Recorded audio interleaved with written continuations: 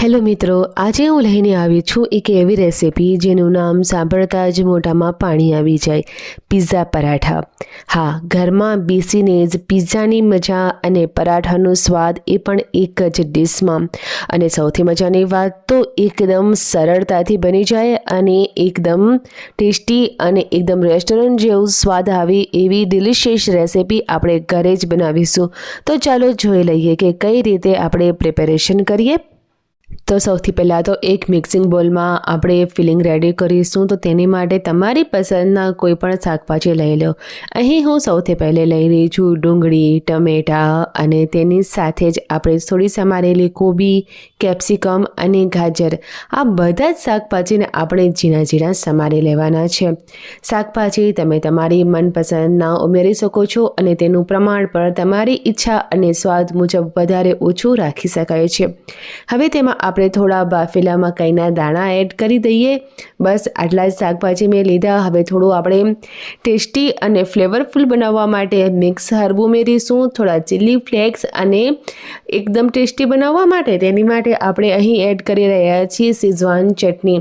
તેનાથી આ જે ફિલિંગ છે એ ખૂબ જ ટેસ્ટી અને યમ્મી બની જશે. તો 1 થી 1.5 ચમચી જેટલી શેઝવાન ચટણી આપણે એડ કરીશું.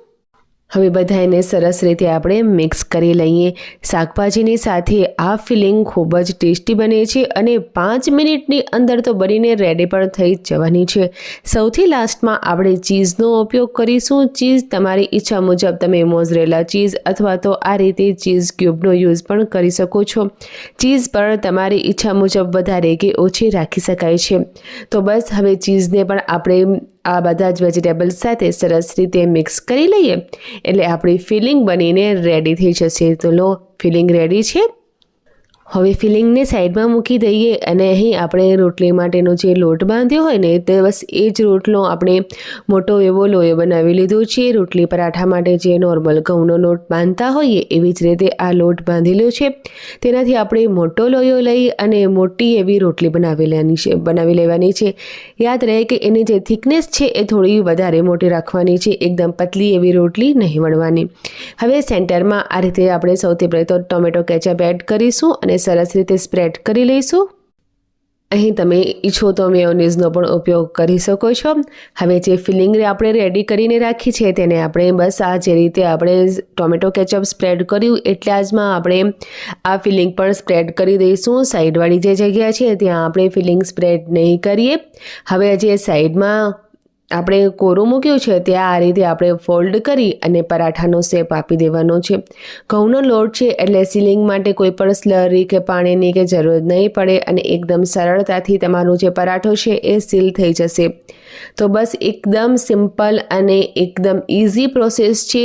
જે રસોઈમાં બિગિનર્સ છે એવો પણ આ પિઝા પરાઠા એકદમ સરળતાથી બનાવીને રેડી કરી શકે છે. તો લો, પરાઠો તો આપણે બનાવી લીધું છે. બસ હાથથી હળવું પ્રેસ કરી લઈશું. હવે આપણે તેને વણવાની જરૂર નથી. તો બધા જ પરાઠા આ રીતે આપણે રેડી કરી લઈએ. ત્યાર પછી નોનસ્ટિક પેન ગરમ કરીશું આપણે અને તેની અંદર ઘી, તેલ કે માખણનો ઉપયોગ કરી શકાય છે. અહીં હું ઘીનો ઉપયોગ કરી રહી છું. 2 ચમચી જેટલું આપણે ઘી લઈએ અને તેને બસ સરળતાથી આ રીતે પાથરી દઈએ અને તેની અંદર આપણે જે આ પરાઠો બનાવ્યો છે તેને મીડિયમ ગેસની ફ્લેમ પર શેકી લેવાનું છે. તો ચારેય સાઈડથી એકદમ બ્રાઉન કલરનું થાય ત્યાં સુધી બસ આ રીતે ફ્લિપ કરતા જઈએ અને પરાઠાને આપણે શેકી લઈશું. તો આ રીતે બધી જ સાઈડથી આપણે પરાઠાને શેકી લેવાનું છે અને બધા જ પરાઠા આ રીતે રેડી કરી લેવાના છે. તો જ્યારે કંઈક નવું, કંઈક ચીઝી અને ટેસ્ટી ખાવાનું મન થાય ને ત્યારે આ પિઝા પરાઠા જરૂરથી બનાવવાના. બહારથી એકદમ કરકરા અને અંદરથી ચીઝથી ભરપૂર. બસ એકવાર ખાશો ને તો ફરી બનાવશો. તમે પણ તેને બ્રેકફાસ્ટમાં, લંચ બોક્સમાં કે પછી ઇવનિંગ સ્નેક તરીકે સર્વ કરી શકો છો. બધાને ગમશે, નાના હોય કે પછી મોટા. તો મિત્રો, જો વિડીયો તમને પસંદ આવ્યો હોય ને તો લાઇક, શેર અને સબસ્ક્રાઈબ જરૂરથી કરજો. આવી જ ઇઝી અને યમ્મી રેસિપી માટે અમારા ચેનલને સબસ્ક્રાઈબ કરો. તો મળીએ